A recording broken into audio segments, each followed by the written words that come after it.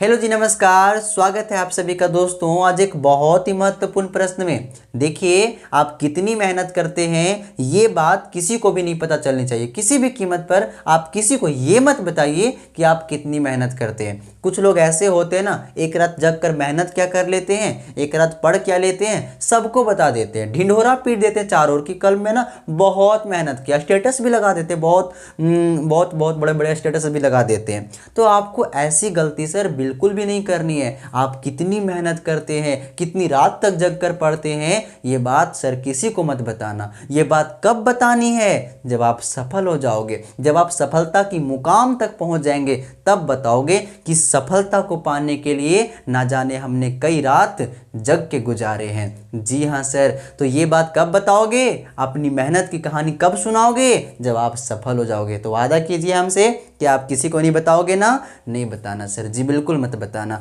जी। चलिए, आज मैं ना आपके लिए बहुत ही महत्वपूर्ण प्रश्न लेकर आया हूँ, सच में बहुत महत्वपूर्ण लेकर आया हूँ। देखिए, ये जो प्रश्न है क्या है, महामंदी के कारणों की व्याख्या करें। महामंदी के कारण आपको लिखना है। किसके बारे में लिखना है सर, महामंदी के कारण लिखना है। तो दोस्तों याद रखना है ना, सॉरी, मैं आज आपको बताने वाला हूं महामंदी के बारे में, इसके कारण के बारे में, कि महामंदी के कारण जो थे आखिर क्या था, क्यों महामंदी की स्थिति आई थी, क्यों महामंदी आई थी। तो इसके कारण ना बिल्कुल आसान है, बिल्कुल आसान है। मैंने अगर आपको बता दिया तो आपको समझ में आ जाएगा। लेकिन आप पहले ये समझ लीजिए कि महामंदी क्या होता है। अगर आपको एक बार ये समझ में आ जाएगा ना कि महामंदी क्या है, तो आपको उसके कारण तो बहुत इजीली तरीके से समझ में आ जाएगा सर। तो पहले हम लोग ये जानते हैं कि महामंदी क्या होता है, और परिचय में आपको लिखना भी तो पड़ेगा ना।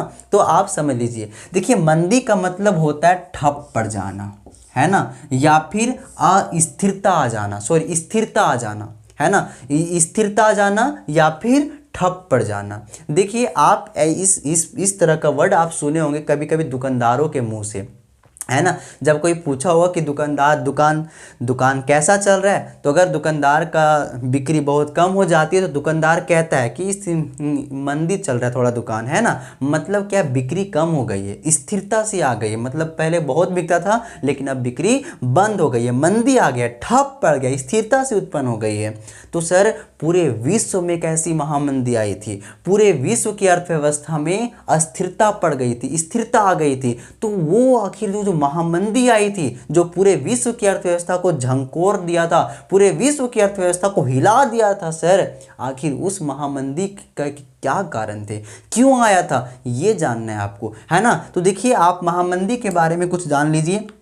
देखिए, महामंदी के ना कुछ लक्षण होते हैं, है ना। जैसे कौन कौन से लक्षण होते हैं, आप बिल्कुल ध्यान से देखना सर। महामंदी के कुछ लक्षण, जैसे जब महामंदी की उत्पन्न होती है ना, तो बेरोजगारी बढ़ जाती है सर, है ना। क्या होता है, बेरोजगारी बढ़ जाती है। क्या हो जाता है सर, बेरोजगारी बहुत बढ़ जाती है, बहुत। दूसरा सर क्या होता है ना, गरीबी बढ़ जाती है। क्या होता है, गरीबी भी बहुत बढ़ जाती है। गरीबी क्यों, लोगों के जो आय होते हैं ना, जो कमाई होती है ना सर, वो गिर जाती है ना। तो जो घर के आय होते हैं, जो घर के इनकम होता है, वो क्या होता है, बिल्कुल बिल्कुल सर गिर जाता है। मतलब घर में गरीबी आ जाती है, बहुत सारे घरों में गरीबी आ जाती है। और तीसरा सबसे प्रमुख रीजन है सर, प्रमुख लक्षण है, क्या लक्षण है, व्यापार जो होता है ना सर, वो तहस नहस हो जाता है, व्यापार चौपट हो जाता है, व्यापार समाप्त हो जाते हैं, चौपट पड़ जाता है व्यापार। तो ये कुछ लक्षण दिखाई दिया था कब, जब आर्थिक महामंदी की शुरुआत हुई थी सर, है ना। तो बेरोजगारी बढ़ गई थी, गरीबी बढ़ गया था, व्यापार जो अंतर्राष्ट्रीय व्यापार था बिल्कुल ठप पड़ चुका था, है ना, व्यापार चौपट हो चुका था अंतर्राष्ट्रीय व्यापार। तो ये कुछ लक्षण होता है। अब देखिए सर, याद रखेंगे जो ये महामंदी है ना, देखिए ये जो महामंदी है, महामंदी जो है ना सर, बिल्कुल ध्यान से समझना, ये जो महामंदी है इसकी शुरुआत सन 1929 में हुई थी सर। कब से हुई थी, 1929 में, और ये 1935-36 तक चलता है ना। तो याद रखेंगे, आपसे वो नहीं पूछेगा, लेकिन ये जरूर पूछ सकता है कि महामंदी की शुरुआत कब हुई थी। दोस्तों याद रखेंगे 1929 में। और कहाँ से हुई थी, तो आप ये भी याद रखना सर, अमेरिका से। किस देश से सर, अमेरिका से ही अमेरिका से ही स्थिति उत्पन्न हुई थी महामंदी की। और एक बात और याद रखेंगे सर, जब ये आर्थिक महामंदी की शुरुआत हुई थी ना, तो अमेरिका में ही नहीं बल्कि सभी विश्व के लगभग अधिकांश देशों में इसका असर देखने को मिला। लेकिन एकमात्र ऐसा देश सर रूस है। कौन सा देश सर? रूस। जी हाँ सर, रूस एकमात्र ऐसा देश था जहां पर आर्थिक महामंदी का कोई प्रभाव देखने को नहीं मिला। तो वो कौन सा देश है सर जहां पर आर्थिक महामंदी का बुरा असर नहीं देखने को मिला? वो था रूस सर। और आर्थिक महामंदी की शुरुआत कब हुई थी? 1929 में। कहां से हुई थी? अमेरिका से हुई थी सर। तो 1929 में अमेरिका से उत्पन्न होने वाली ये आर्थिक महामंदी सिर्फ रूस को छोड़कर पूरे विश्व की अर्थव्यवस्था को अपने में समा लेता है और पूरे विश्व की अर्थव्यवस्था को चौपट कर देता है। तो आइए अब हम लोग समझने का प्रयास करते हैं, जानते हैं कि आखिर ये जो आर्थिक महामंदी है जिसने पूरे विश्व को हिला डाला है ना सर, आखिर उसकी शुरुआत कैसे हुई थी, किन कारणों से हुई थी? तो इसके पीछे ना दो सबसे बड़े रीजन है सर। कितने बड़े कारण हैं? दो, बस दो ही। हाँ बस दो ही है सर, दो ही। आपको देखो ना, अभी आपको समझाते हैं। तो सबसे पहला कारण जो है सर, है ना, पहला पॉइंट मैंने क लिखा है। जो सबसे पहला कारण है, देखिए मैं लिख रहा हूं, क्या है कारण? कृषि क्षेत्र में। किस क्षेत्र में सर? कृषि क्षेत्र में अत्यधिक उत्पादन। क्या लिखा मैंने? कृषि क्षेत्र में अत्यधिक उत्पादन की स्थिति। पहला रीजन यही सर, पहला कारण यही है कृषि क्षेत्र में। देखिए एक बात और आप ध्यान से समझ लीजिएगा, है ना, हालांकि महामंदी का जो प्रभाव था औद्योगिक उत्पादन भी पड़ा, मतलब उद्योगों में जो सामान बन रहा था वहाँ पर भी उसका बुरा असर देखने को मिला, और जो कृषि क्षेत्र में जो सामान तैयार हो रहे थे, जो फसल था, वहाँ पर भी इसका बुरा असर देखने को मिला, है ना। अभी आपको समझ में आएगा। लेकिन सबसे बुरी मार ना सर कृषि क्षेत्र में देखने को मिला। किसानों की स्थिति बहुत चौपट हो गई थी। कैसे? देखो अभी आपको समझ में आएगा, अब बिल्कुल समझ में आएगा। देखिए क्या हुआ था ना, आप समझना कि 18वीं सदी का जो साल रहा है ना सर, उसमें क्या है ना, पूरे विश्व की जनसंख्या बहुत तेज गति से फैली है। और खास तौर पर ब्रिटेन की बात करें तो ब्रिटेन की जनसंख्या बहुत अधिक फैली थी, है ना। और ये बात आप पढ़े भी होंगे। तो जब ब्रिटेन की जनसंख्या, अलग देशों की जनसंख्या बहुत तेज गति से फैलती है, तो उन जनसंख्या को पेट भरने के लिए, जनसंख्या को पूरी खाना उपलब्ध करवाने के लिए क्या किया जा रहा था? अमेरिका जैसे देशों में, अफ्रीका जैसे महाद्वीपों में, रूस जैसे देशों की जो जंगल था उनको साफ किया जा रहा था। और जंगल को साफ करके क्या बनाया जा रहा था पता है? खेत बनाया जा रहा था। क्या बनाया जा रहा था सर? खेत। जंगलों को साफ करके खेत बनाया गया। और क्यों बनाया गया? ताकि वहां पर हम खेती कर सके, है ना। मुर्गा फार्म खोलने के लिए, बकरी फार्म खोलने के लिए? अरे नहीं सर। क्यों? तो वहां पर खेती करने के लिए, फसल उत्पादन करने के लिए खेत बनाया गया। क्यों? ताकि जितनी मांग है, जो जनसंख्या है, उनको पेट भर सके। तो जनसंख्या को पेट भरने के लिए खेत बनाया गया सर। लेकिन पता है क्या होता है? इतनी आंधी फसल की आ जाती है, मतलब वो आंधी नहीं, फसल का इतना ज़्यादा उत्पादन हो जाता है, इतना ज़्यादा उत्पादन हो जाता है कि उनकी कीमत सर बिल्कुल गिर जाती है। कीमत बिल्कुल ही गिर गई। अब इस बात को आप ध्यान से समझेंगे, है ना। देखिए क्या होता है, जब खरीदार, उपयोग करने वाले कैसे हो जाते हैं? उपयोग करने वाले कम हो जाते हैं, मतलब मांग कम हो जाता है, और बेचने वाला, जो फसल अधिक हो जाता है, तब कीमत क्या हो जाएगा? बिल्कुल गिर जाएगा। आप इस बात को उदाहरण से समझना, है ना। टमाटर का उदाहरण देकर बता, टमाटर बिलौती, है ना। जब सस्ता तो बिलौती और महंगा तो टमाटर, इसी का उदाहरण दे देते हैं आपको, है ना। देखिए जब टमाटर जो है ना, समझना कि हमारे मार्केट में टमाटर बेचने वाला इकलौता आदमी हम ही थे, केवल हम ही थे टमाटर बेचने वाले। मतलब हमारे पास कम टमाटर था और खरीदने वाले ज़्यादा थे, बहुत सारे खरीदने वाले थे। पूरा बाजार टमाटर को खरीदना चाहता था, लेकिन बेचने वाला कौन सर? सिर्फ मैं अकेला इकलौता टमाटर बेचने वाला था। अब बताना, टमाटर की महंगाई, कीमत ज़्यादा होगा या कम होगा? आप बोलोगे पागलों वाली बात करते हो सर, ऐसे में तो टमाटर महंगा ही ना बिकेगा। क्यों? क्योंकि बेचने वाला तो सिर्फ आप ही हो। तो जब बेचने वाले कम होते, मतलब मांग ज़्यादा है और सामान कम है, तो कीमत बढ़ेगा ही।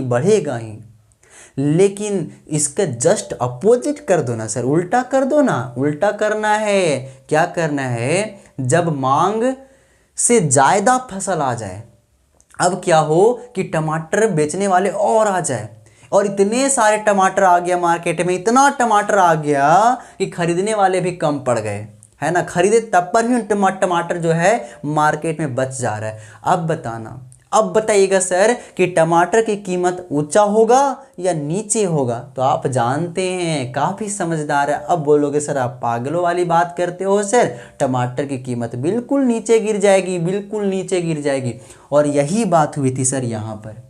खेती साफ कर, सॉरी जंगल को साफ करके इतना बड़ा बड़ा खेत बना दिया गया और इतनी ज़्यादा पैदावार की गई, इतनी ज़्यादा पैदावार की गई कि कीमत फसलों की क्या होती है, बिल्कुल गिर जाती, बहुत कीमत गिर गई, है ना, बहुत कीमत गिर जाती है सर।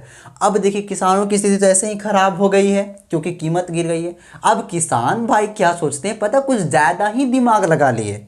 पता है क्या दिमाग लगा रही, देखो ना, अभी हंसी भी आएगा उन किसानों पर, है ना। क्या करते हैं पता है कि अपनी आय को बढ़ाने के लिए और उत्पादन बढ़ा देते हैं। चलो सही, ठीक है, कमे दाम पर बेचेंगे, कमे कीमत पर बेचेंगे, ज़्यादा बेचेंगे तो ज़्यादा पैसा होगा, यही सोच करके क्या करते, उत्पादन को और बढ़ा देते हैं। नहीं समझ में आया, उदाहरण देकर समझाते हैं। जैसे मान लेते हैं कि अभी हमारे मार्केट में जो टमाटर की कीमत है सर वो 5 रुपया है। कितनी कीमत है सर, इसको भी बिलौती बोलनी चाहिए ना। हाँ, बिलौतिया की जो कीमत है सर वो कितना है, मात्र 5 रुपये पर केजी। 1 केजी की कीमत 5 रुपया है। अब देखिए जो कोई किसान है वो 5 केजी टमाटर बेच रहा है तो इसको कितना मिलेगा सर, तो इसको मिलेगा 25 रुपया मिलेगा, 25 रुपया, है ना। लेकिन अब क्या हुआ, हमको लगा, मान ले कोई किसान को लगा कि नहीं हमको 25 रुपया फायदा हो रहा है, कीमतों कम है, तो क्यों ना हम 100 केजी बेच देते हैं। और जब 100 केजी बेच देंगे तो हमको कितना ज़्यादा फायदा हो जाएगा, अरे बा 500 फायदा हो जाएगा। अरे भैया जहाँ हमको 25 रुपया फायदा हो रहा था अब कितना फायदा हो जाएगा, अरे भाई 500 फायदा हो जाएगा, है ना। हमको कितनी 500, मतलब ठीक है कम ही कीमत पर बिकेगा लेकिन ज़्यादा बेच देंगे, और जब ज़्यादा बेच देंगे तो कम कीमत पर ही सही हमारा ज़्यादा पैसा तो आएगा। तो यही सोच के खातिर सर किसान क्या करते हैं, और ज़्यादा पैदा कर दिए सामान, और फसल की भरमार, और मार्केट में बाज़ारों में इतनी फसल की भरमार हो गई सर कि जो उपयोग करने वाले थे, जो ग्राहक थे, उनकी संख्या बिल्कुल कम थी उनकी अपेक्षाकृत।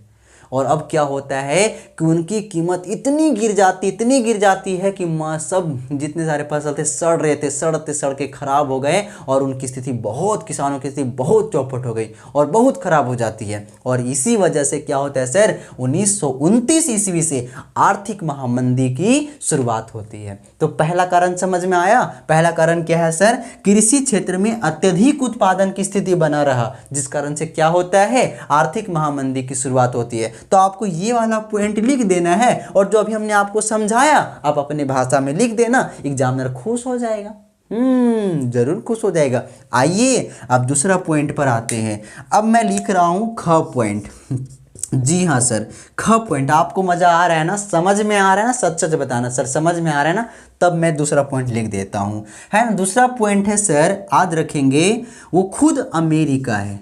कौन है सर, अमेरिका। खुद अमेरिका के वजह से ही आर्थिक महामंदी आई थी सर, कब से, 1929 ईस्वी से, है ना। चलिए देखते हैं आखिर इसके वजह से क्यों। एक बात याद रखेंगे, 1923 ईस्वी तक आते आते सर, कब, 1923 ईस्वी तक आते आते जो अमेरिका था ना सर, ये अपनी स्थिति, अपनी अर्थव्यवस्था को काफ़ी मजबूत कर लिया था, और इतना मजबूत कर लिया था कि ये विश्व का, याद रखेंगे सर, विश्व का सबसे बड़ा कर्जदाता देश बन गया। कर्जदाता का मतलब पता है क्या होता है, कर्जदाता का मतलब होता है ना कर्ज देने वाला देश। कैसा देश, कर्ज देने वाला देश। तो अमेरिका था ना सर, वो 1923 ईस्वी तक आते आते दुनिया का सबसे बड़ा कर्जदाता देश बन जाता है। इससे पहले ना ब्रिटेन दुनिया का सबसे बड़ा कर्जदाता देश था, मतलब वो भारत के पैसे मस्त ऐंठ रहा था, मस्त कमाई हो रही थी उसकी, और पूरे विश्व में अपने कर्ज को बांट रहा था। लेकिन अब क्या होता है, प्रथम वर्ल्ड वार के बाद 1923 ईस्वी तक आते आते अमेरिका सर अपनी अर्थव्यवस्था को मजबूत करता है और दुनिया का सबसे बड़ा कर्जदाता देश बन जाता है। तो आपसे ये भी प्रश्न पूछ लेगा कि 1923 ईस्वी तक आते थे, दुनिया का सबसे बड़ा कर्जदाता देश कौन था? अमेरिका था सर। कौन था? अमेरिका था। अब देखिए क्या होता है, बिल्कुल ध्यान से समझना सर, अब यही बात तो आपको समझनी है। प्रथम वर्ल्ड वार 1914 से 1918 तक होता है। कब तक? 1914 से 1918 तक चलता है फर्स्ट वर्ल्ड वार। और ये इस फर्स्ट वर्ल्ड वार के बाद क्या होता है सर? जीत भले मित्र राष्ट्रों की हो जाती है, लेकिन स्थिति सबकी बदतर हो गई थी, सबकी खराब, है ना। वैसे देश जो युद्ध लड़ रहे थे और जो युद्ध नहीं भी लड़ रहे थे, उनकी भी स्थिति क्या होती? प्रथम वर्ल्ड वार के बाद उनकी स्थिति भी खराब हो गई थी। और वैसे देश जिनको ये यूरोपीय देश गुलाम बना करके रखे थे ना, उनकी भी स्थिति उतनी अच्छी नहीं थी, है ना। तो जब उनकी स्थिति अच्छी नहीं थी तो ये लोग पता है क्या करते हैं? अपनी स्थिति को सुधारने के लिए प्रथम वर्ल्ड वार के बाद सभी देश, है ना, अपने यहाँ की स्थिति को सुधारने के लिए क्या करते हैं? अमेरिका से भर भर करके कर्ज लेना शुरू कर देते हैं और इसी से ऋण ले रहे थे, अपने देश की स्थिति को चला रहे थे। कई सारे देश ऐसे भी है ना सर, जैसे ब्रिटेन, है ना, वहाँ के बैंक जो है वो इसी के सहारे चल रहा था, इसी के ऋण के सहारे चल रहा था। ये ऋण दे दिया था और उसी के सहारे वहाँ के बैंक भी चल रहे थे, है ना। तो बैंक भी चल रहा था, उसकी स्थिति भी चल रही थी। कहाँ के कर्ज से? अमेरिका के कर्ज से। अमेरिका से ऋण लिया और वहाँ अपनी कर्ज मस्त से चला रहे, अपने देश की स्थिति चला रहे। लेकिन जैसे ही अमेरिका को संकेत मिला कि महामंदी आने वाली है, जैसे ही संकेत मिलता है, देखिए एक बात मैं आपको बता देता हूँ, जो अमेरिका है ना सर, ये विश्व राजनीति में किसी का अपना नहीं है, किसी का अपना नहीं है ना। अपने फायदे के लिए हमेशा से सोचता आ रहा है। अब देखिए अमेरिका के जैसे ही संकेत मिल जाता है कि महामंदी आने वाली है, यहाँ के उद्यमियों के होश उड़ जाते हैं और अब ये क्या करते हैं पता है? क्या करते हैं? सभी कर्ज लेना वापस, जिसको जिसको दिए थे, दो मेरा कर्ज, मेरा ऋण दो, ऋण दो, ऋण दो, सबसे कर्ज लेना शुरू कर देते हैं। और अब हमारे यहाँ कर्ज बंद, स्टॉप।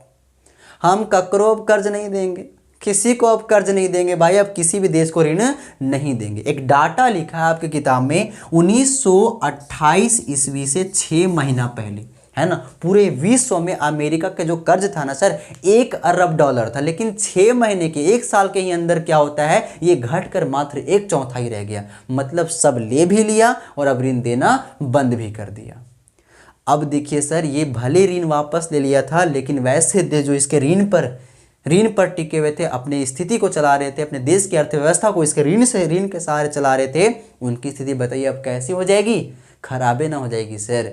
तो उन देशों की स्थिति बहुत चौपट हो जाती है, बहुत खराब हो जाती है, बहुत ज़्यादा चौपट हो जाती है। और इतनी ज़्यादा चौपट हो जाती है कि उनकी स्थिति मत ही पूछिए, बस से बदतर हो जाता है। और इससे क्या होता है सर कि आर्थिक महामंदी की शुरुआत होती है ना सर। तो ये 2 कारण था जो मैंने आपको समझाने का प्रयास किया, बताने का प्रयास किया, है ना सर। आप बिल्कुल ध्यान से समझना। लेकिन सबसे जो बुरा मार देखने को मिला कहाँ पर? अमेरिका में, ठीक है। औद्योगिक क्षेत्रों की तुलना में किसान के जो लोग थे, किसान भाई लोग थे, उनकी स्थिति बहुत खराब हुई थी। और जो सबसे बुरी मार किस देश को देखने को मिली? अमेरिका को, है ना सर। कहाँ के? अमेरिका के देश को, ठीक है। तो अमेरिका जो देश है, इसकी स्थिति बहुत बदतर हुई थी। कब? जब आर्थिक महामंदी आई थी। और शुरुआत भी कहाँ से हुई थी? अमेरिका से। किस देश को नुकसान नहीं सहन करना पड़ा? किसको? रूस को, है ना। इसकी स्थिति कब, महामंदी की शुरुआत कब हुई थी? 1929 में। तो उम्मीद करता हूँ सर ये जानकारी आपको पसंद आई होगी, समझ में आई होगी। सच बताना, अगर समझ में आई होगी तो एक कमेंट जरूर कर देना सर, आपका भाई बहुत खुश हो जाएगा सर, है ना। बस एक कमेंट कर देना, एक अपना साथी समझकर, अपना भाई समझकर एक कमेंट कर देना, एक लाइक कर देना, शेयर कर देना, एक सब्सक्राइब कर देना सर। इतनी छोटी सी उम्मीद है आपसे। और अगर आपके मन में कोई प्रश्न बन रहा है तो बस आप कमेंट कर दो, हमारा अगला वीडियो आपके ही प्रश्न पर आने वाला है। तब तक के लिए आप सभी को बहुत बहुत धन्यवाद। खुश रहें, मस्त रहें, स्वस्थ रहें।